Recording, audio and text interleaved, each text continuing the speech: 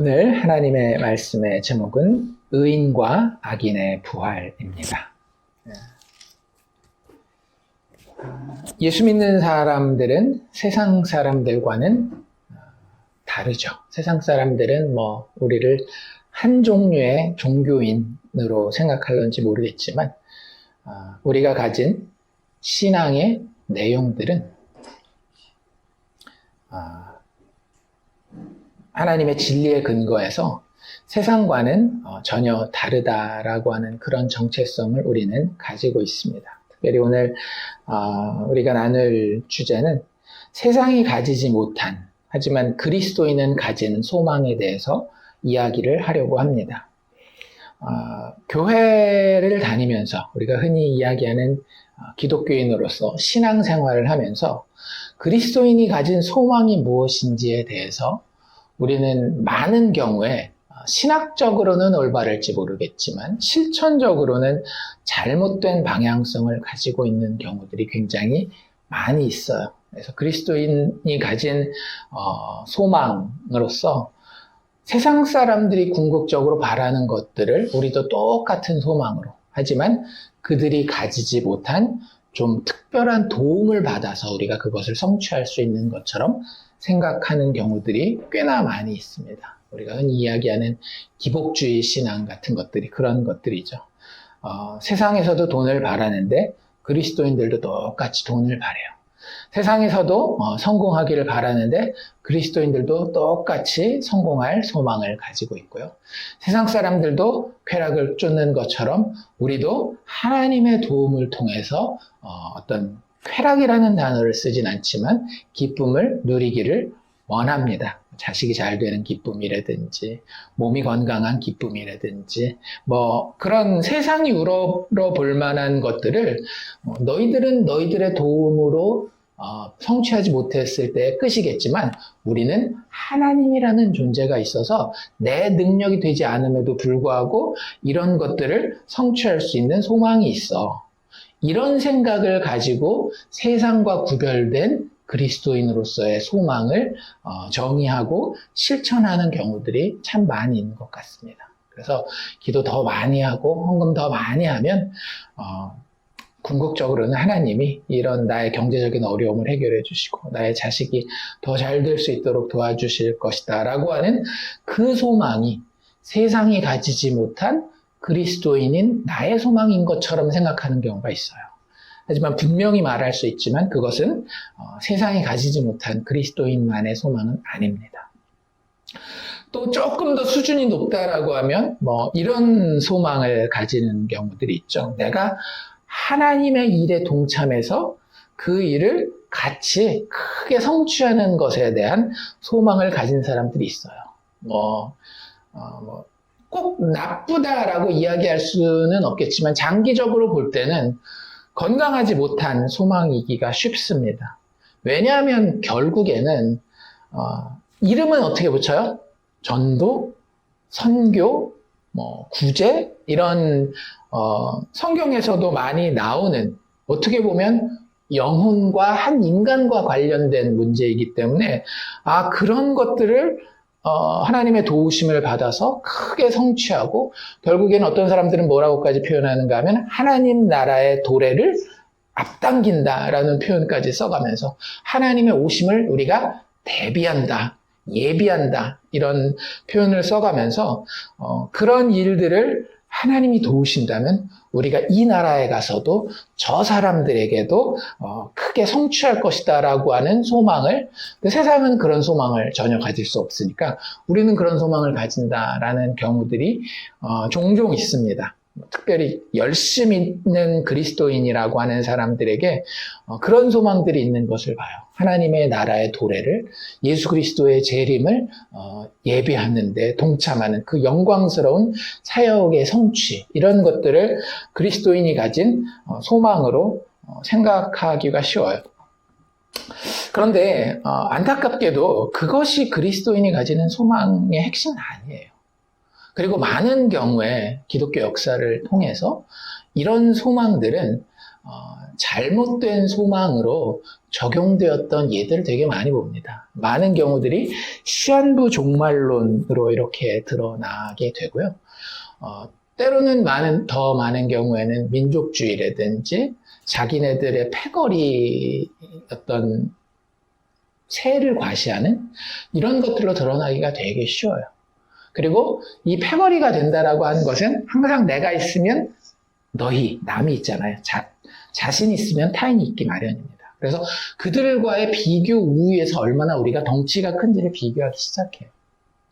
그래서 지금 한국 교계는 좀 시끄러운 사건이 있습니다. 그래서 어떤 선교회 단체의 대표되는 분이 쉽게 얘기하자면 되게 영향력이 있는 분으로 알려져 있는 분이에요. 근데 그분의 어떤 재정적인 문제라든지 혹은 여자 관계의 문제라든지 이런 것들이 이렇게 터져서 그런 것 때문에 하여튼 그분도 곤란하게 되었고 그분을 고소했던 분도 사실 저랑 같이 공부했던 분이거든요. 이거 고소했던 이분은 멤피스 신학교에서 같이 공부했던 그분인데 그분도 난처하게 되고 하면서 근데 그분들 사이에 왔던 대화 또 이분이 막 열심히 하면서 이루려고 했었던 이런 것들을 보면 이런 것들이에요. 하나님의 일들을 더 크게 이루어야 하는데 그러려면 우리가 더 큰 선교 단체 부지가 필요하고 그러려면 더 많은 분들이 헌금을 해야 되고 그리고 그것들을 더 잘 사용하려면 이 펀드를 잘 관리해야 되고 그러다 보니 인플레이션도 있고 하니까 그냥 두면 안 되니까 주식에다가 그걸 투자를 하고 나중에 다시 회수했다라고는 하지만 이런 것들이에요. 영혼을 위한다라고 하지만 궁극적으로 전도와 선교, 구제 이런 단어는 쓰지만 결국에는 그래서 세상이 보기에도 볼만한 그런 어떤 숫자와 세를 가지겠다라고 하는 데에 그리고 그것을 누가 도와줘요? 하나님의 일이니까 하나님이 도와주신다는 데에 소망을 가지는 경우들이 굉장히 많이 있습니다. 네, 여러분들 오늘 본문을 통해서 오늘 사도 바울의 예를 통해서 우리 분명히 합시다. 세상이 가지지 못한 그리스도인만의 소망은 예수 하나입니다. 기승전 예수로 끝나는 거예요. 세상 사람들이 부러워할 만한 눈에 보이는 것들에 대한 성취에 대한 소망 내려놓읍시다. 그거 그냥 내가 육체를 가지고 사는 동안에 그냥 하나님이 그림자로서 살게 하신 삶의 영역으로서 그냥 성실하게 살면 되는 거예요.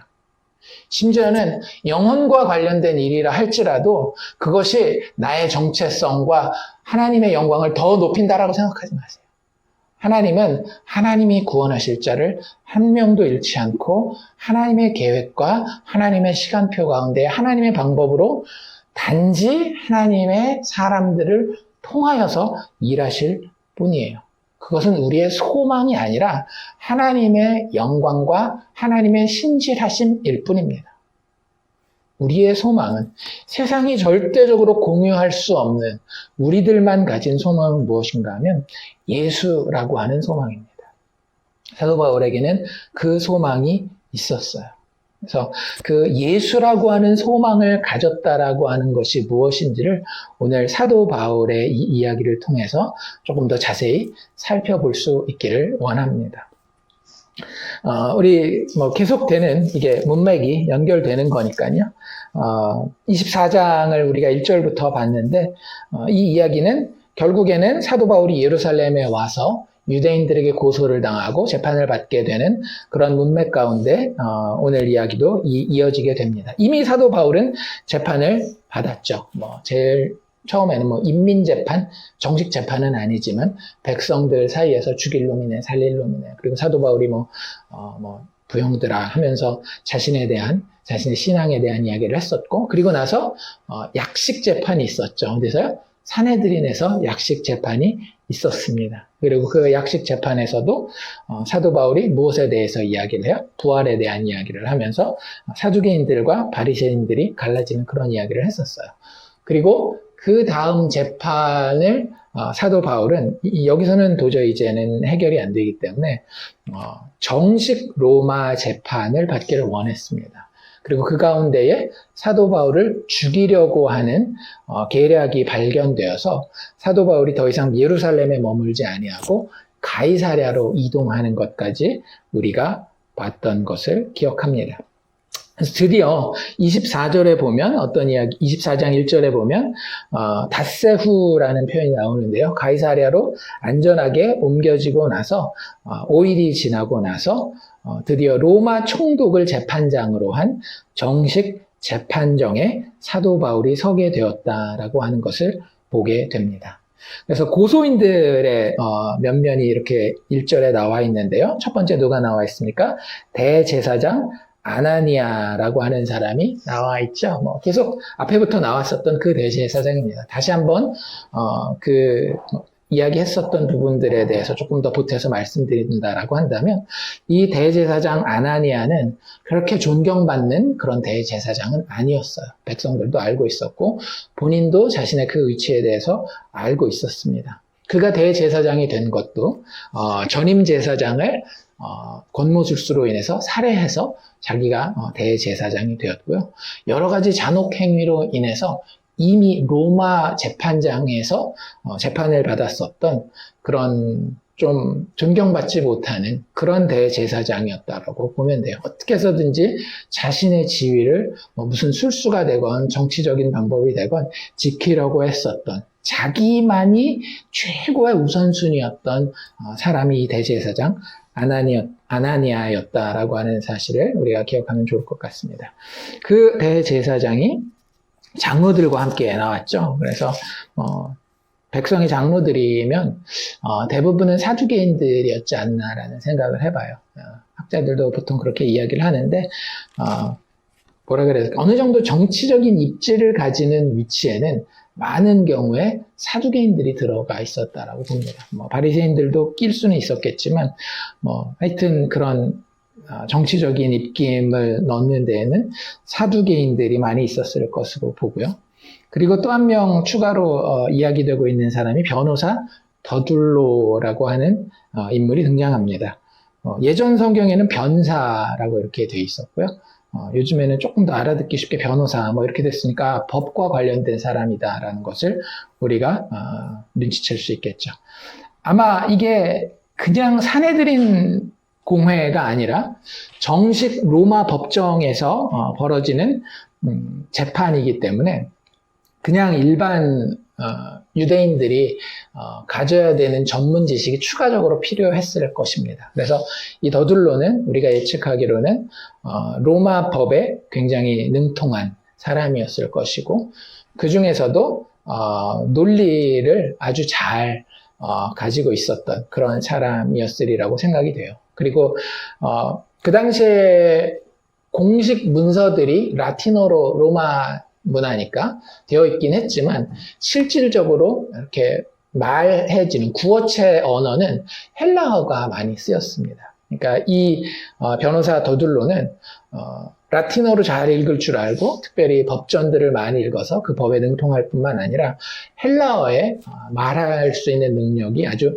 능통했었던 사람인 것 같습니다. 그리고 그가 하는 말들을 이렇게 쭉 보면 변호사답게 그 당시의 법이라든지 전통이라든지 로마의 어떤 문화라든지 이런 것들에 정치 이런 것들에 굉장히 익숙했었던 사람인 것 같아요. 그래서 3절에 보면 꼭 아부하는 건 아니고요. 그냥 일반적으로 법정에서 많이 할 수 있는 인사들을 아주 그 절차에 맞게 잘하는 이야기를 그런 모습을 볼 수가 있어요. 그래서 벨릭스가 가여 우리가 당신을 힘입어 태평을 누리고 또 이 민족이 당신의 선견으로 말미암아 여러 가지로 개선된 것을 우리가 어느 모양으로나 어느 곳에서나 크게 감사하나이다. 사실 전체 유대인들의 정서는 아니죠. 유대인들의 정서는 어떻게 해서든지 이 이방인들인 더러운 개와 같은 이 이방인들이 예루살렘에서 유대 땅에서 물러나는 것이지만 이 더둘로는 법을 하는 사람의 입장에서, 재판장에서 마땅히 해야 될 말을 자존심 딱 죽여놓고, 유대인으로서의 자존심은 내려놓고 이야기해 나아가고 있습니다. 4절 말씀에도 보면 당신을 더 괴롭게 아니하려 하여 우리가 대강 여짜옵나니 관용하여 들으시기를 원합니다 라고 이야기를 해요.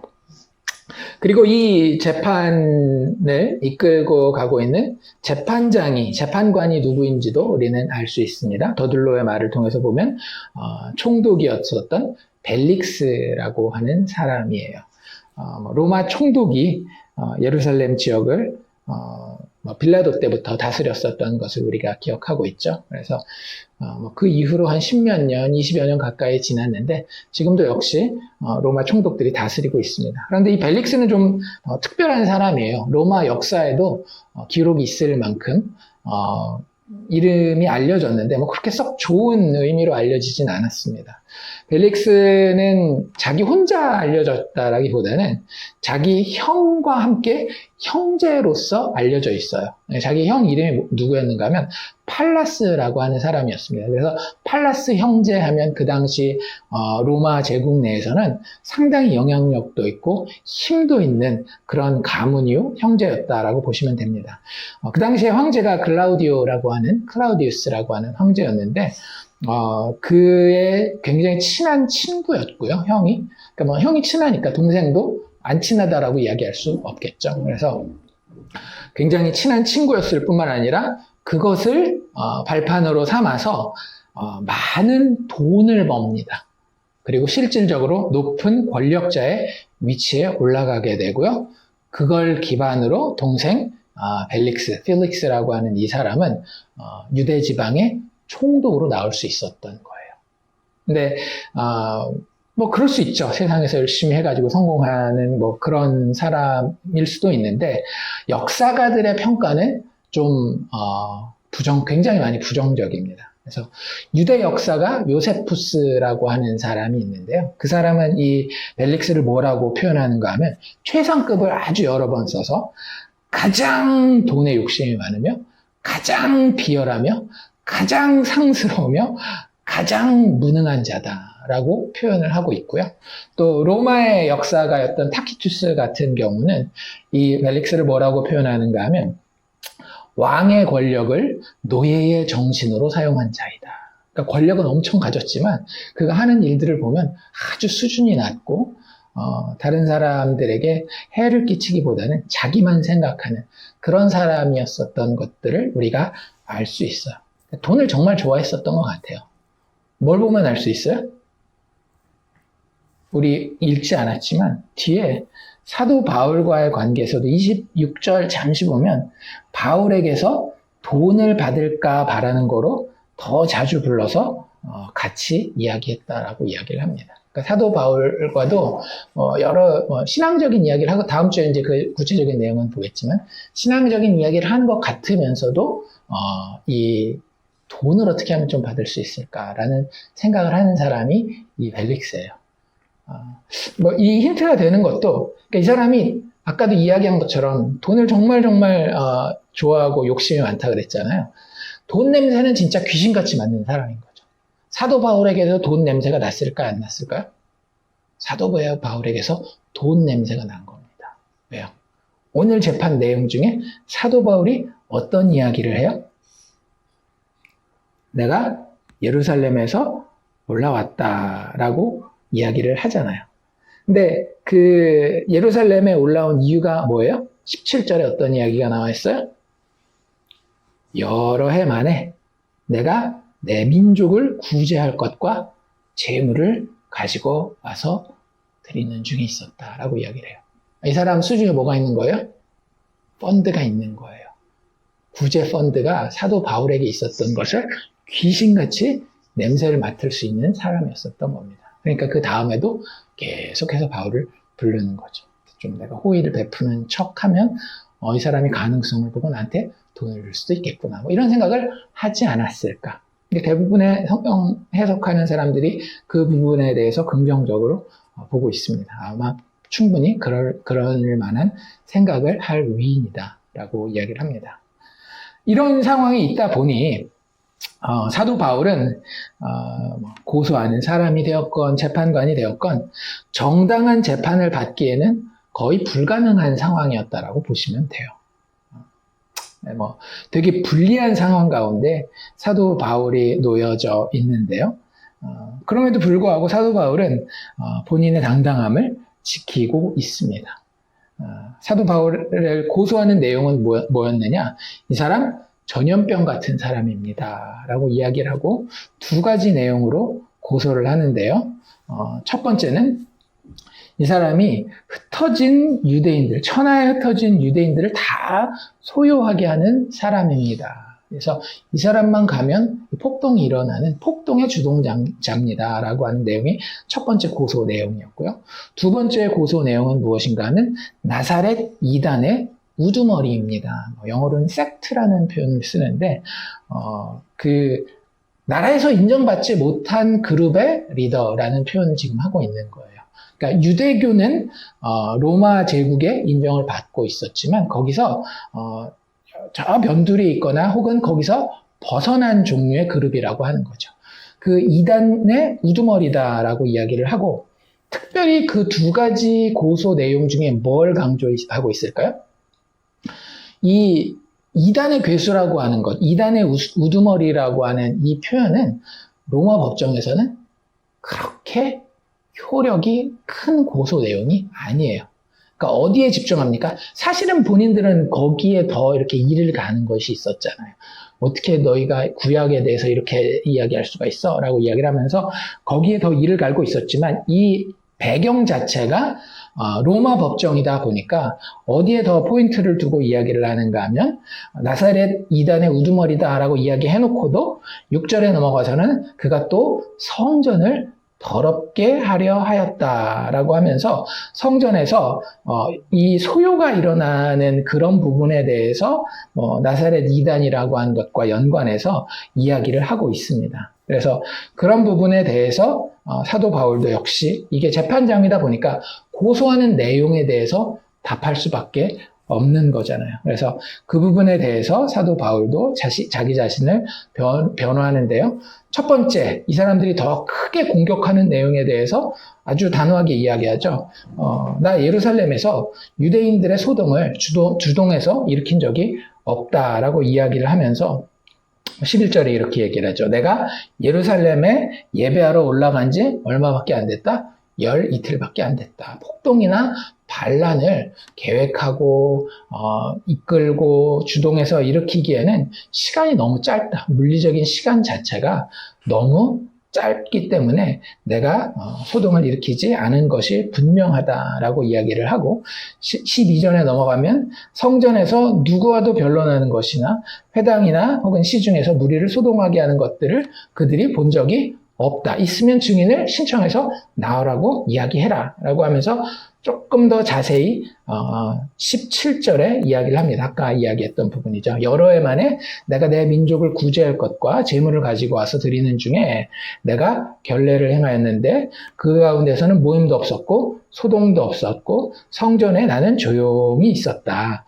소동이 일어난 것은 오히려 누구 때문이다? 그러나 아시아로부터 온 어떤 유대인들이 있었으니 그 사람들이 나를 싫어하기 때문에 사람들을 선동해서 소동이 일어난 것이다. 만약에 그게 정당한 사유였다라고 한다면 그들이 만일 나를 반대할 사건이 있으면 마땅히 당신 앞에 와서 고발하였었겠지만 그런 일은 없었다. 비로소 그 소동 때문에 천부장 개입하고 그러다 보니까 지금 여기까지 왔지 처음부터 그들이 나에 대해서 소동을 일으킨 것으로 고소한 것이 아니다라는 이야기를 사도 바울은 하고 있는 것입니다.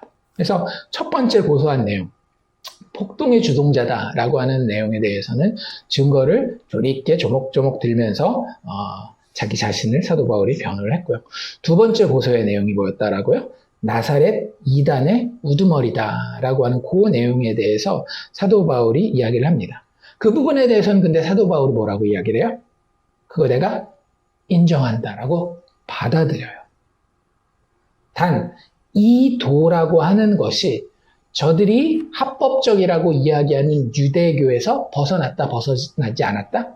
벗어나지 않았다. 그들과 나의 해석이 다를 수는 있겠지만 나도 역시 그들이 기다리는 바 하나님께 향한 소망을 나도 가진 것이다. 또 14절에는 뭐라고 이야기를 하고 있어요? 도를 따라 조상의 하나님을, 저들의 조상이 나의 조상과 똑같은데 그 조상의 하나님을 섬기고 율법과 선지자들의 글에 기록된 것을 나도 다 믿는다라고 이야기를 합니다. 하지만 동시에 나도 똑같은 유대교화로 자신의 변호를 끝내고 있지 않죠. 무슨 이야기를 덧붙이고 있어요? 예수 복음에 대한 이야기를 덧붙이고 있어요. 사도 바울이 지금은 사실은 설교하는 시간이 아니잖아요.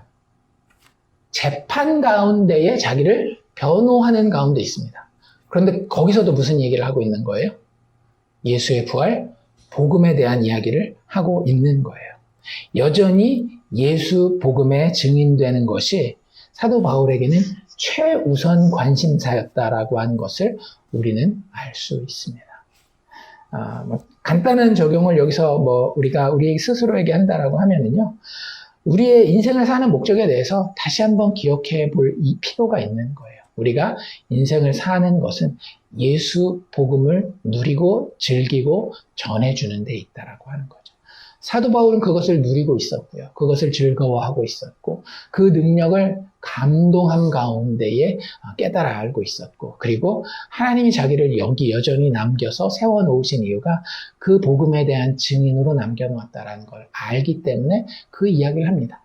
인간의 눈으로 보면 어때요? 그냥 스리슬쩍 나는 저들이 이야기하는 폭동의 주도자가 아니며 저들이 이야기하는 이단이라고 하는 것은 유대인의 종교인 유대교와 크게 다르지 않다. 이 두 가지만 그냥 간단하게 이야기하고 논리적으로 자기를 변하고 끝났을 수도 있어요. 하지만 사도 바울은 거기에서 무엇이 드러나기를 원했습니까?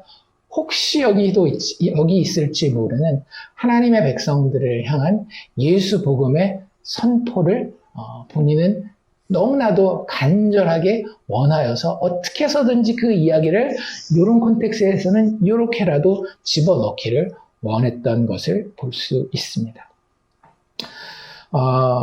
그게 이제 줄거리인데요. 여기서 우리가 다시 한번 살펴보기 원하는 것은 무엇인가 하면 사도 바울이 이 복음을 증거하는데 조금 다른 버전으로 전하는 걸 볼 수 있죠. 그렇죠? 다른 내용, 우리가 앞에서 봤던 내용들과는 좀 다른 내용으로 복음을 증거를 합니다. 왜냐하면 로마 시민들, 로마 문화에 익숙한 사람들이 같이 유대인들과 섞여 있는 그런 컨텍스트에서 그들에게 드러날 수 있는 복음의 특징이 무엇일까를 사도 바울이 고민했었던 것 같아요. 그리고 사도 바울이 꺼낸 것이 무엇인가 하면 하나님을 향한 소망, 신을 향한 소망에 대해서 이야기를 하기 시작합니다. 하나님 때문에 가질 수밖에 없는, 하나님을 향해서 가질 수 있는 그 소망에 대한 이야기를 해요. 그걸 다른 말로 21절에서 뭐라고 이야기를 하고 있어요? 내가 죽은 자의 부활에 대하여 너희 앞에서 오늘 신문을 받는다라고 이야기를 합니다. 그래서 죽은 자의 부활이 사도 바울이 생각하는 세상 사람들이 가질 수 없는, 거기에 있는 유대인들도, 유대주의자들도, 거기에서 많이 공부하고 권력을 누린다라고 하는 로마인들도 가지지 못한, 자기만 가진, 그리스도인으로서 자기만 가진 굉장히 독특한 것, 독특한 소망이었다라고 이야기를 합니다. 죽은 자의 부활. 로마인들은 굉장히 실용적이었기 때문에 죽음 이후의 세계에 대해서 잘 생각하지 않았어요. 또 유대인들도 반으로 나뉘어져서 특별히 여기 와 있는 사두개인들 같은 경우, 대제사장들 같은 경우는 우리 지난주에 본 것처럼 영이라든지 천사라든지 부활에 대해서 다 부정했어요. 부활에 대해서 믿는 바리새인들도 있었지만 그들과는 어떻게 달랐어요? 그들은 부활에 대해서 믿었지만 그 부활에 천국의 자리로 나아가는 부활이 무엇에 의해서 이루어진다라고 봤는가 하면 하나님의 은혜가 아닌 자신들의 행위에 의해서 이루어진다라고 봤어요. 하지만 사도 바울은 하나님이라는 분이 존재하시고 그 하나님이 인류에게 소망을 주셨는데 그 인류에게 주신 소망은 무엇인가 하면 죽음 이후에 부활로 다시 일어날 것이라고 하는 것이죠. 그리고 그 부활의 영광스러운 잔치 자리에는 오직 무엇으로만 우리가 들어갈 수 있는가 하면 예수 그리스도의 죽음과 부활, 즉 하나님이 준비하신 의를 통해서만 우리는 영광스러운 부활의 자리에 들어갈 수 있다라고 하는 것이 사도 바울이 가진 그리스도인으로서의 독특한 소망이었다라고 하는 거예요. 그러니까 어떤 거예요? 내가 세상에서 건강하지 않아도, 내가 세상에서 성공하지 못했어도, 내가 세상에서 자식들을 그렇게 많이 성공시키지 못했더라도, 심지어는 내가 세상에서 도덕적으로 성공하지 못했다 할지라도 나에게는 뭐가 있는 거예요?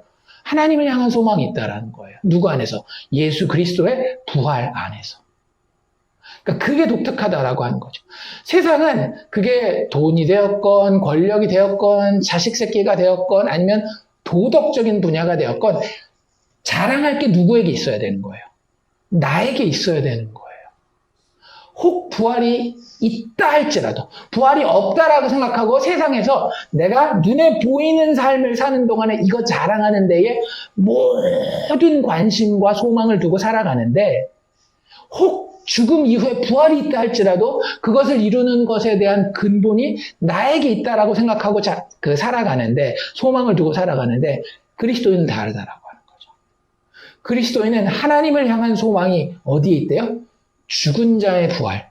그 죽은 자의 부활은 누구에게서 성취되었어요?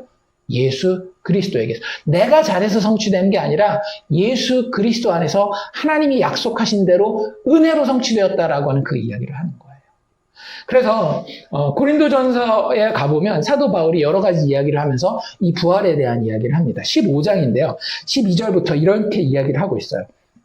그리스도께서 죽은 자 가운데에서 다시 살아나셨다 전파되었거늘 너희 중에서 어떤 사람들은 어찌하여 죽은 자 가운데 부활이 없다 하느냐.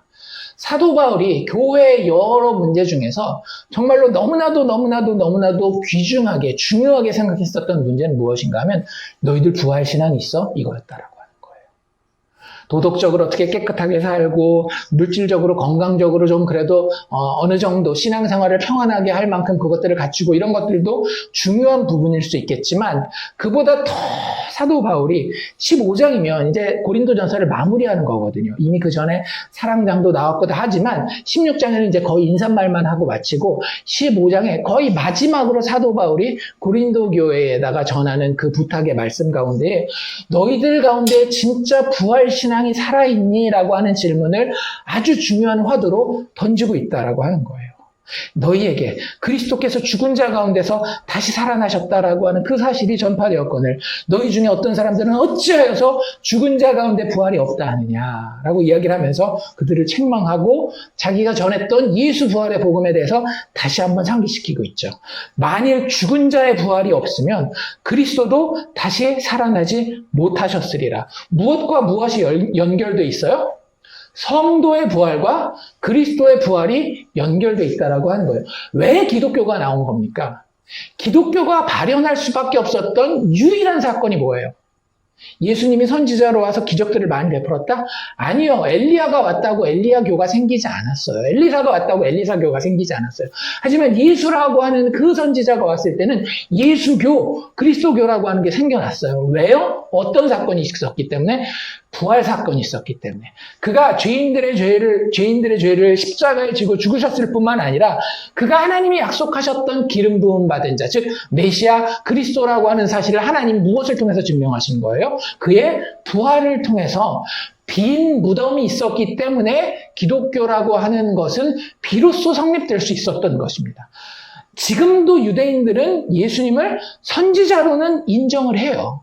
하지만 무엇을 인정할 수 없는 거예요? 그의 빈 무덤과 그 빈 무덤으로 인해서 증명된 하나님의 아들됨, 하나님의 약속하신 고난받는 종 그리스도됨을 인정할 수 없기 때문에 유대인들은 유대교에서 기독교로 넘어올 수가 없었던 거예요. 그 부활에 대한 감격과 감동과 그 부활이 무엇을 의미하는지, 결국 예수의 부활은 누구를 의미하는 거예요? 예수 안에 거하는 자들의 부활을 의미한다라고 하는 거예요. 예수의 부활이 어땠어요? 정말로 영광스럽지 않았습니까? 이제는 십자가에 못 박혀서 매맞고 피 흘리고 초라하고 비참한 모습이 아니에요. 여전히 창자국과 그 손에 못자국이 있지만 세상 사람들이 감당하기에는 너무나도 아름다운 영광스러운 육체를 입고 예수님은 다시 살아나셨던 겁니다. 그 부활에 대해서 너희가 없다라고 이야기하느냐? 만일 죽은 자의 부활이 없으면 그리스도도 다시 살아나지 못하셨으리라. 그리스도께서 만일 다시 살아나지 못하셨으면 우리가 전파하는 것도 헛것이며 또 너희의 믿음도 헛것이며 또 우리가 하나님의 거짓 증인으로 발견되리니 우리가 하나님이 그리스도를 다시 살리셨다고 증언하였습니다. 만일 죽은 자가 다시 살아나는 일이 없으면 하나님이 그리스도를 다시 살리지 아니하셨으리라. 그리스도를 다시 살리시는 것은요, 하나님을 위한 것이라기보다는 오히려 누구를 위한 거라는 거예요. 우리를 위한 거라는 거예요. 너희가 내 안에 거한다라고 한다면, 참 내 백성이 된다라고 한다면, 왜? 우리 지난번에 그 얘기했었던 거 기억나세요? 참 포도나무다라는 이야기 했었잖아요. 그 참 포도나무가 무슨 뜻이라 그랬어요? 참 이스라엘이라 그랬죠. 하나님이 계획하셨던 하나님 나라의 백성의 모습이 있어요. 이상적인 모습이 있어요. 그런데 그것을 이스라엘은 구약 내내 우리 스스로에게는 우리 스스로의 능력으로 불가능합니다라고 증명해왔던 게 구약 역사라고 얘기를 했잖아요. 그런데 그 참 이스라엘을 완성하신 분이 누구라고요? 모든 하나님의 요구와 하나님의 기뻐하신 것을 다 만족시킨, 무엇하기까지 죽으시기까지 만족시킨 참 이스라엘 예수가 이 땅에 참 포도나무로 오셔서 그에게 거하는 자, 그에게 접붙임을 받은 모든 자를 자기와 같은 지위에 서게 해주셨다라고 하는 거예요. 그 참 이스라엘의 최종적인 운명이 무엇인지를 하나님은 무엇을 통해서 보여주셨다라고요? 부활을 통해서 보여주셨다라고 하는 거예요. 육체의 죽음이 더 이상 하나님의 참 이스라엘을 건드릴 수 있어요? 없어요? 없어요. 육체의 죽음은 우리가 참 이스라엘이 되었다라고 한다면, 참 포도나무에 접붙임만 되었다라고 한다면, 우리가 그분을 믿고 사랑하는 자리에 들어가기만 했다라고 한다면, 육체의 죽음은 더 이상 우리를 제한할 수 없다라고 하는 것이 하나님이 예수의 부활을 통해서 그의 백성들에게, 그의 자녀들에게 알려주고자 하는 거예요. 그렇기 때문에 사도 바울은 그 부활 신앙이 흐려져 가는 고린도 교회에 대해서 너무나 안타까워했던 겁니다. 그리고서 계속해서 이렇게 이야기하죠. 만일 죽은 자 가운데 다시 살아나는 일이 없으면 그리스도도 다시 살아나신 일이 없었을 터예요. 왜? 그리스도는 누구의 모형이기 때문에? 하나님의 참 이스라엘의 모형이기 때문에. 그 참 이스라엘의 최종적인 운명이 그렇게 될 게 아니면 그리스도의 다시 살아나시는 일이 없었을 거라는 거죠.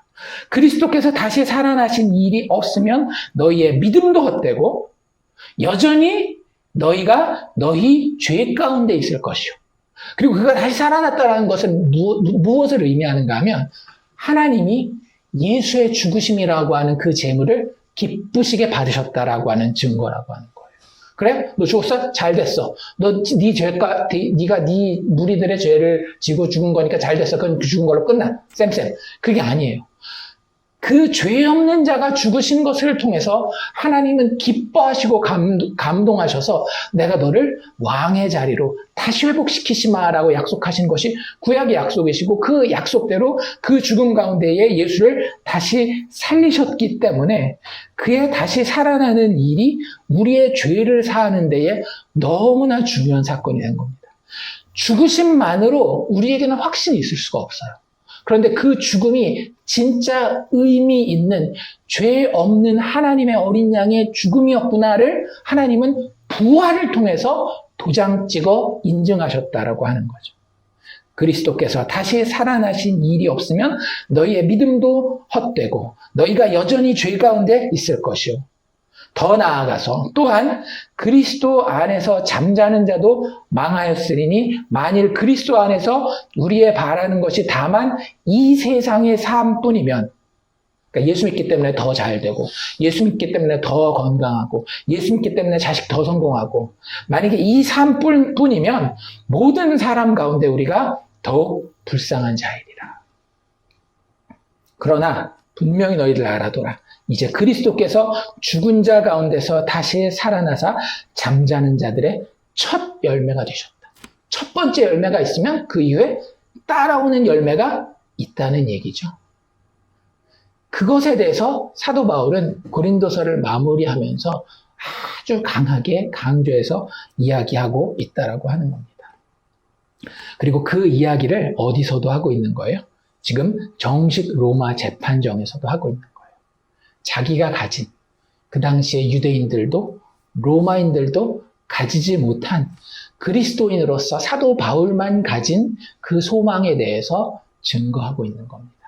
어떻게 해서든지 이 부활의 신비와 놀라움에 대해서 사도 바울은 이야기하고 싶었던 거예요. 부활의 소망이 있다면 그렇기 때문에 우리는 부활이 있는 자처럼 살아야 할 것입니다. 사도 바울의 삶을 보십시오. 이 이후로도 어떤 일들이 일어나는지. 사도 바울이 매를 맞는 장면 이미 우리가 봤고요. 사도 바울이 배가 파선할 위기에 처한 장면. 또 사도 바울이 뱀에 물린 장면도 있었죠. 분명히 독사였습니다. 그랬을 때에 사도 바울이 어떻게 반응하고 살아가던가요? 잘못된 그리스도인으로서의 소망을 가진 자들은 그 상황에서 항상 어떻게 반응해요? 호들갑을 떨면서 반응합니다. 정말 큰일이 난 것처럼. 야, 이거 내가 이렇게 맞다가 죽는 거 아니야? 내가 이렇게 배가 지금 이렇게 흔들리는데 이 배와 함께 가라앉아 죽는 거 아니야? 내가 지금 독사에 이렇게 물렸는데 이제 곧 막 몸에 독이 퍼져서 죽는 거 아니야? 마치 어떤 자들처럼 부활이 없는 자처럼 살 수도 있어요. 하지만 사도 바울은 그렇지 않다라고 하는 거예요. 왜? 무엇을 믿었기 때문에? 부활을 믿었기 때문에. 여러분들 예수 믿으십니까? 아멘, 예수 믿습니다. 그런데 그 예수 믿는다라고 하는 거에는 뭐가 포함된 거예요? 예수가 하나님의 아들로서 이 땅에 우리의 죄를 위해서 오셨을 뿐만 아니라 고난받아 십자가에 죽으시고 사흘 만에 다시 살아나셨으며 그가 살아나신 것처럼 나 또한 살아나리라 라고 하는 믿음을 고백하는 것이 나 예수 믿습니다 라고 하는 그 믿음의 고백에 다 들어있는 거예요. 우리에게는 부활의 소망이 있단 말입니다. 세상이 가지지 못한 부활의 소망이 있단 말이에요. 그러면 부활이 있는 자처럼 살아야죠. 코로나가 좀 온다고 해서 죽을까봐 막 큰일 난 것처럼 온 세상이 멸망하는 것처럼 저거 걸려서 나 죽으면 어떡하지? 아니, 하나님이 우리에게 주신 육체이기 때문에 건강하게 잘 규모 있게 관리하는 건 필요하죠. 하지만 우리의 마음과 우리의 영혼이 떨릴 필요는 없다라고 하는 거예요. It is well with my soul. It is well. It is well with my soul. 내 영혼 주님 안에서 평안합니다. 왜요? 나는 죽어도 다시 살아날 것이기 때문에. 우리는 세상과 여기서 구별되는 점이 있어야 됩니다. 야, 내가 예수 믿고 시니어 때 이렇게 공부를 했더니 하나님이 이런 식으로 인도해 줬어. 여러분들, 그건 나보다 더 좋은 직장에 간 믿지 않는 사람들도 얼마든지 자랑할 수 있는 것들이에요. 물론 그것도 하나님이 인도해 주신 게 맞습니다. 그렇기 때문에 그 길을 하나님이 인도해 주셨다라고 간증할 수 있어요. 하지만 우리의 궁극적인 간증은 거기에 머무를 수 없다라고 하는 거예요. 우리의 궁극적인 간증은 결국에는 예수 그리스도를 향할 수밖에 없습니다. 그리고 그 어떤 위대한 인물도 역사 가운데 성취할 수 없었던 그분의 죽음과 부활이 우리가 가진 소망이라고 하는 겁니다. 그렇기 때문에 세상 사람들은 죽음을 극복할 다른 방법이 없기 때문에 눈에 보이는 세상만 살아갑니다. 그래서 이 세상에서 욕을 먹건 어떻게 되건 내가 이 세상에서 최대한의 것을 누리기 위해서 악착같이 살아가요. 근데 예수 믿는 사람은 세상에서 열심히 사는 것이 다르지는 않습니다. 근데 그 이유가 다르다라고 하는 거죠. 하나님이 맡기셨기 때문에 그냥 맡기신 것을 충성되이 살아가기 때문에 열심히 사는 것이지, 지금 내 눈에 보이는 이 세상에서 승부를, 결론을 내야 되기 때문에 그렇게 열심히 사는 게 아니라고 하는 거죠. 부활신앙은 그렇기 때문에 우리로 하여금 예수를 통한 하나님 나라를 향해 사는 삶을 살게 만듭니다. 열심히 살긴 살지만 그 종착점을 여기에 두지 아니하고 마지막 예수께서 나와 함께 하실 그 영원한 부활의 소망에 둔다라고 하는 거예요. 그랬을 때에 우리는 세상 사람들과 진짜 몇 가지 측면에서 달라지는 게 있는데요. 첫 번째는 뭔가 하면 죽음 앞에서 담대해요. 죽음이라고 하는 이슈 앞에 세상 사람들과는 달라집니다. 노후를 대비하는 모습, 건강에 대해서 준비하는 모습, 세상 사람들은요, 똑똑하면 똑똑할수록 겁이 납니다. 왜냐하면 죽음이 스물스물 오는 걸 알거든요. 그러니까 요즘 사람들은 그런 얘기를 하더라고요. 세상 사람들이 똑똑해지면 똑똑해질수록 노후에 대한 걱정을 훨씬 더 많이 한다. 그리고 노후에 대한 걱정을 많이 하면 할수록 자식을 적게 낳는다. 뭐 그런 얘기들을 해요. 근데 그 악순환이 어떻게 벌어지지? 자식을 적게 낳으면 적게 낳을수록 또 어떤 일이 벌어지는가 하면 자기가 노인이 됐을 때에 자기를 먹여 살릴 생산 인구가 또 줄어드는 거예요. 그러니까 어떻게 해서든지 눈에 보이는 세상에서 살려고는 하지만 똑똑하면 똑똑할수록 뭘 보는 거예요. 아, 내가 지금 20세지만 옛날에는 20세면 뭐 50대, 60대 걱정 안 하고 그냥 막 살았거든요. 그러니까 결혼할 때면 결혼할 때인가 보다. 애 낳아야 되면 낳아야 되나 보다. 이걸 계산을 안 해봐요. 장사하면 해야 되나 보다. 망할 수도 있지 안 망할 거야. 근데 나는 이런 생각하고 살았단다면 요즘에는요, 젊은 사람들이랑 얘기하면 정말 똑똑합니다. 옛날 사람들이랑 진짜 비교할 수 없을 정도로 언어적인 능력이며 경제적인 지식이며 이런 것들이 굉장히 똑똑하고 탁월해요. 그런데 그게 어디까지만 커버할 수 있는 건가 하면 죽기 직전까지만 커버할 수 있는 거예요. 그러니 마지막에 무엇이 온다라는 걸 계산하는가 하면 사업하는 사람들도요, 똑똑한 사람들은 뭐부터 사업하는가 하면 예를 들어 내가 카페를 내야 되겠다라고 하면 똑똑하지 않은 사람들은 카페 잘 되네. 내가 가보는 카페들마다 사람들이 부글부글하고 줄 서서 막 받네. 이거 하고 그냥 한다라고 한다면 요즘 사람들은 그렇게 카페 개업 잘 안 해요. 좀 똑똑한 사람들은 총 버는 게 얼마라더라. 왜냐면 그런 거 이제 기업 공시할 때 다 나오거든요. 그럼 그거 해가지고 거기서부터 끝에서부터 계산하는 거예요.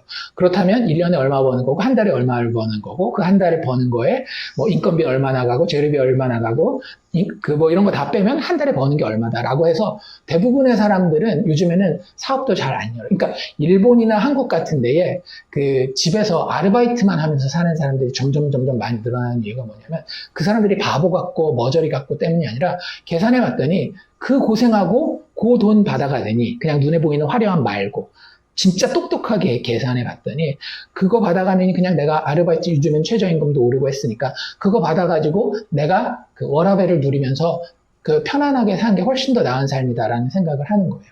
근데 그 사람들의 마음 가운데는 어떤 두려움이 있는가 하면 노후가 대비가 안 되는 거예요. 그래서 젊은 사람들이 뭐에 많이 투자하는지 아세요? 일단 노후에 가서 편안하려면 뭐가 있어야 돼요? 집이 있어야 되거든요. 한국도 요즘에는 이제 렌트가 만만치 않습니다.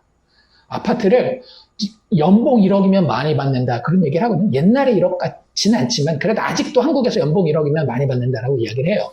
근데 아파트는 서울에서 5억 정도면은 엄청나게 싸게 사는 거예요. 대부분은 7억, 8억, 9억, 10억, 몇십억 되는 것들도 많이 있고. 그러니까 나중에 노후 돼서 내가 집 하나는 있어야 생산활동을 잘 못한다 할지라도 좀 편안하게 살 텐데 이게 내가 그걸 살 수 없다라는 생각이 드니까 결국에는 뭐 하는가 하면 코인해요. 대한민국의 젊은이들이 정말 많이 코인합니다. 이유가 뭐냐면 노후를 대비하기 위해서 그런 거예요. 그러니까 뭘 알고 있는 거예요? 계산을 하고 똑똑하면 똑똑할수록 죽음이 다가오고 있다는 걸 알고 있어요. 옛날엔 그걸 계산을 안 해봤기 때문에 모르고 막 살다가 나이 먹을 때쯤 돼가지고 죽음이 오나 보다 이런 생각하는데 요즘에는 죽음이라고 하는 생물학적 그런 위협에 대해서 느끼지는 않지만 그 죽음이 가져오는 마지막 삶의 비참함에 대한 두려움이 사람들에겐 가득 차 있어요. 얼마 이상은 있어야 그래도 내가 인간답게 살다가 죽을 수 있지 않느냐. 예수 믿는 사람은 그렇지 않다는 거예요. 예수 믿는 사람들은 그 죽음이 나에게 끝이 아니에요. 예수 믿는 사람들은 죽음 너머에 더 좋은 세상이 있습니다. 이 세상은 그 세상을 위한 오히려 준비 단계요, 훈련 단계요, 체험장이라고 하는 거예요. 그런 죽음 앞에서 나이 먹어서 죽기 직전뿐만 아니라 지금부터 담대함이 있는 게 맞는 거예요. 우리 스스로를 한번 잘 살펴봅시다. 나에게 진짜 부활 신앙이 있는가? 작동하는 부활 신앙이 있는가? 죽음을 두려워하지 않고 그 앞에 담대한, 하나님이 나에게 맡기신 마땅히 해야 될 일에 충성하는 그런 삶의 태도가 있는가? 아니면 세상에서 야 너도 돈이 이만큼 필요하잖아. 너도 건강을 위해서 뭐 이것도 저것도 챙겨야 되잖아. 야 네 마지막에 네 자식이 너 챙겨주지 못하니까 자식에 대해서는 지금 이만큼 할 수 있도록 해줘야 될 거 아니야. 그런 이야기에 귀 기울이고 무서워하고 쫄아서 어떻게 하면 그 방식 내에서 살아낼까 하는 그런 삶이 아닌 하나님이 보여주신 영원한 부활의 생명과 예수 그리스도께서 그 피값 주고 사신 그 아름다운 영광을 내 것인 줄로 알고 그분의 부르심대로 하루하루를 살아가는 그런 모습이 나에게 있는지 살펴봐야 된다라고 하는 거죠. 다음으로는 그런 부활의 신앙이 있는 사람은요, 환경에 꺾이지 않는 소망을 가집니다. 이거 되게 중요한데요. 앞에 죽음 앞에 담대하기 때문에 그러기도 하지만 예수 믿는 사람은요, 보이는 것을 믿는 거예요? 안 보이는 것을 믿는 거예요? 안 보이는 것을 믿는 거예요.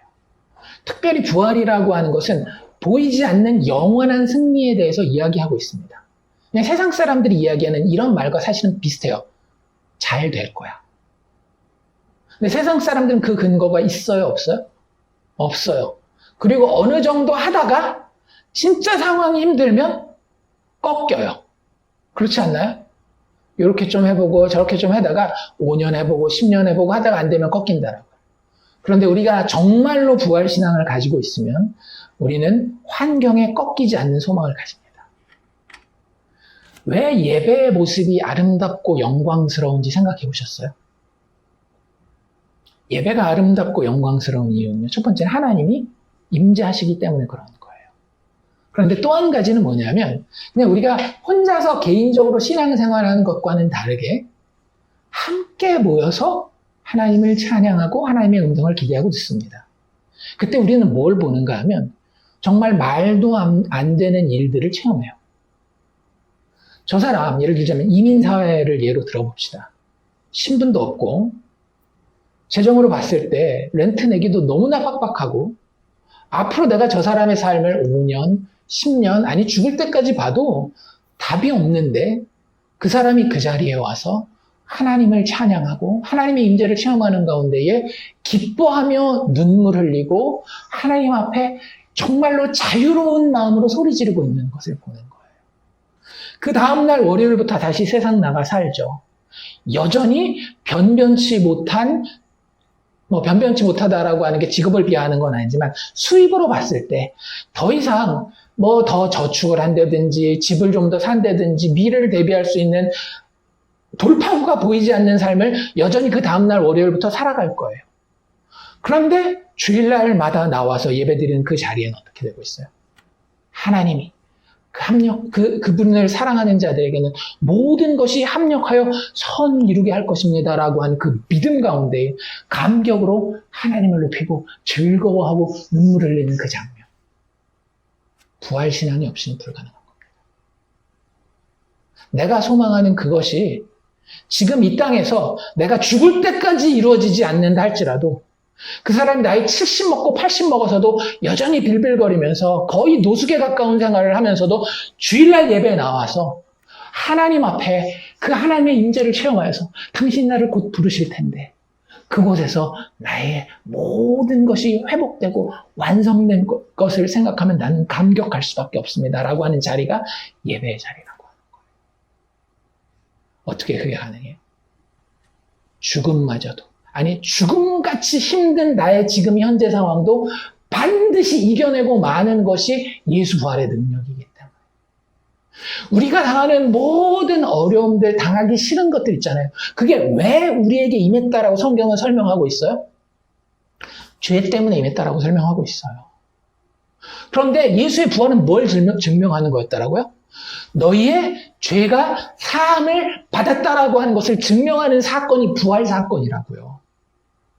그것을 내 마음 가운데 분명히 품으면 지금 죄로 인해서 잘못된 것들이 나에게 경험되고 있지만 궁극적으로는 그것이 극복될 것이라고 하는 믿음이 있어요.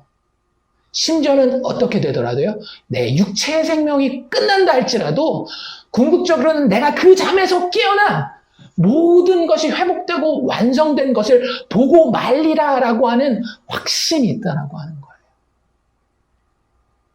환경에 꺾이지 않는 소망이 부활 신앙을 가진 사람들에게는 반드시 있어야 됩니다. 물질적인 어려움이 있으면 죽을 때까지 놓고 기도하십시오. 자녀의 어려움이 있으면 그것도 죽을 때까지 놓고 기도하십시오. 단 하나님 앞에 하나님의 뜻대로 이루어 주시기를. 모든 제가 지난주에 얘기했었던 우리가 물질적인 건 놓고 기도하는 게 아닙니다라고 한 게 기도하지 말고 기도하면 안 된다는 얘기가 아니라 그 모든 물질적인 기도마저도 궁극적으로는 뭘 향해 가는 거예요? 하나님의 완성된 그 미래, 부활의 소망을 바라보는 데 가는 거예요. 그 과정에서 하나님이 나에게 건강을 주실 수도 있고 욥이 이야기하는 것처럼 가져가실 수도 있어요. 심지어는 내 자식이 잘 되도록 우리 그런 얘기 하잖아요. 모니카가 기도해서 어거스틴이 성자가 되었다 그런 얘기 하지만 아니 그런 어머니만 있었겠어요? 자식 위해서 그렇게 기도했는데 여전히 망나니로 살다가 예수도 안 믿고 죽은 그런 어머니들도 있을 거 아니에요. 하지만 그들이 끝까지 기도하는 가운데 가진 건 뭐였어요? 부활의 소망, 마지막 날의 완성, 하나님이 우리에게 허락하신 그 자비하심과 인내하심과 사랑하심. 예수께서 나를 위해 죽으셨을 뿐만 아니라 나의 죄를 다 사하시기 위해 살아나셨다라고 하는 하나님의 그 인정, 그게 믿음의 사람들에게는 부활의 소망으로 있는 겁니다. 그러니 환경에 꺾이지 않는 소망이 있죠. 왜 예수님이 너희가 낙담하지 말고 기도할 것을 가르쳤는지 아시겠어요? 하나님을 향한 소망이 너희들에게 꺾이지 않고 있니? 내가 곧 부활을 보여줄 거야. 그 부활을 생각하고 낙담하지 말고 기도해라. 그 얘기예요. 마지막으로 하나 더 이야기한다라고 한다면 일상을 살아가는 데 있어서요. 우리에게 부활 소망이 있다면 하늘을 향한 삶의 목적을 가지고 살아가야 됩니다. 삶을 사는 목적이 아주 분명해진다라고 하는 거예요. 우리는 뭘 봤어요? 인류의 죽음을 봤어요. 어디에서? 예수 그리스도의 십자가에서. 거기에 내가 그렇게 비참하게 죽어야 되는 것이 맞는 거예요. 내가 두려워하고 있는 것들, 내 인생에 생길까봐. 그리고 내가 지금 겪고 있기 때문에 너무나 아픈 그 모든 것들이 나의 것이라고 하는 것을 예수 그리스도의 십자가의 죽음에서 봤어요. 그런데 그분이 나 대신 거기서 죽어주셨기 때문에 나에게는 이제 어떤 일이 일어날 거예요? 그분이 무덤을 깨치고 일어난 것처럼 그 모든 죄의 사슬이 나에게서 끊어질 것이라고 하는 겁니다. 그 예수께서 준비하신 하늘의 나라, 그 나라가 이미 나에게 임하였고 그분은 나와 같이 그 나라를 다스리기를 원하세요. 달란트 비유라든지 문화 비유라든지 주인이 꼭 하는 일이 뭐예요? 야, 너도 일해봐 이거잖아요. 내가 너에게 맡길 테니까 너도 일해봐. 그게 우리의 인생입니다. 우리의 인생은 세상에 눈에 보이는 것과 관련되어 있기 때문에 사는 게 아니에요. 우리 인생은 뭐 때문에 사는 거예요? 눈에 보이지 않는 하늘에 있는 예수 그리스도의 그 영광스러운 나라 때문에 이 인생을 살아가는 겁니다. 우리의 육체의 죽음이 그것을 막을 수 없어요. 우리는 예수 그리스도의 십자가의 놀라운 지혜와 아름다움을 보았습니다. 그것을 이 땅에서 체험하는 거예요. 아, 예수의 죽음이 이런 것이구나. 아, 예수의 부활이 이런 것이구나. 그분이 나를 죄와 사망의 권세에서 구원하셨다는 것이 이런 놀라운 능력과 평안이구나를 이 땅에서 체험하게 하셔서 그 나라에 들어오기에 합당한 사람으로 만들어 가시는 거예요. 그리고 그 가운데에 이 놀라운 복음의 소식을 아직 구원받지 못한 하나님의 자녀들과 나눌 수 있도록 증인되도록 이 땅에 남겨놨다라고 하는 거죠. 그거 보고 우리는 눈에 보이는 이 땅에서의 삶을 목적, 방향을 잡고 살아간다라고 하는 겁니다. 그게 사도 바울이 여기서 나누고 있는 부활에 대한 신앙이라고 하는 거예요. 그게 하나님을 향한 참 소망이라고 하는 거죠. 유대인들의 소망과는 다르죠. 로마인들의 소망과는 다르죠. 로마도 신을 믿긴 믿었잖아요. 하지만 로마의 신들은 다 뭡니까? 그리스 로마 신화에서 우리가 보는 것처럼 결국에는 내가 이용해 먹어서 내가 보이는 이 땅에서 잘 먹고 잘 사는 거예요. 그런 신을 향한 소망 말고 유대인들이 이야기하는 것처럼 내가 떳떳하기 때문에 내가 신이 원하는 룰을 다 잘 지켰기 때문에 탁 내놓고 나를 이 땅에서가 됐건 뭐 죽은 다음이 됐건 잘 대접해 주십시오라고 하는 그런 하나님을 향한 소망이 아닌 결국에는 예수 그리스도의 죽음과 부활로만 은혜로 죄인이 의롭게 되는 그리고 그가 하나님과 함께 영원히 다스리게 되는 그 부활의 소망이 하나님을 향해 가진 사도 바울의 독특한 소망이었다라고 하는 겁니다. 하나님을 향한 소망, 죽은 자의 부활, 다른 말로 이렇게도 표현하고 있죠. 의인과 악인의 부활. 결국 다 살긴 삽니다. 우리만 사는 건 아니에요. 사도 바울만 이렇게 이야기한 게 아니라 다니엘도 이런 이야기를 하죠. 다니엘서 12장 끝나는데 보면 이렇게 이야기를 해요. 그때에 네 민족을 호위하는 큰 군주 미가엘이 일어날 것이요. 또 환란이 있으리니 이는 개국 이래로 그때까지 없었던 환란일 것이요. 그때 내 백성 중에 기록된 모든 자가 구원을 받을 것이라 땅의 티끌 가운데서 자는 자 중에 죽어있는 자들을 이야기하는 거죠. 많은 사람이 깨어나 영생을 받는 자도 있겠고 수치를 당하여서 영원히 부끄러움을 당하는 자도 있을 것이며 또 예수님 스스로도 뭐라고 말씀하셨어요? 요한복음 5장에 보면 진실로 진실로 너희에게 이르노니 죽은 자들이 하나님의 아들의 음성을 들을 때가 오나니 곧 이때라 듣는 자는 살아나리라. 이를 놀랍게 여기지 말라. 무덤 속에 있는 자가 다 그 음성을 들을 때가 오나니 선한 일을 행하는 자는 생명의 부활로 악한 일을 행하는 자는 심판의 부활로 나오리라. 사는 것은 우리의 육체를 가지고 사는 것은 언젠가 끝납니다. 하지만 성경의 메시지는 너무나 분명해요. 하나님 그들 다 일으키실 거예요. 그런데 하나님 그렇게 일으키실 때에 일어나는 게 다 똑같은 일어남이 아니라고 하는 거죠. 부활은 어떤 부활과 어떤 부활이 있어요? 의인의 부활과 악인의 부활이 있어요. 제가 아까 말씀드렸던 사도 바울이 가지고 있었던 그 소망은 어디에 소망이 있는 거예요? 의인의 부활로서 내가 아무것도 한 건 없지만 예수 그리스도의 십자가 바라보는 그 믿음 때문에 얻게 되는 그 의인의 그 부활에 가지게 되는 그 소망이라고 하는 거죠.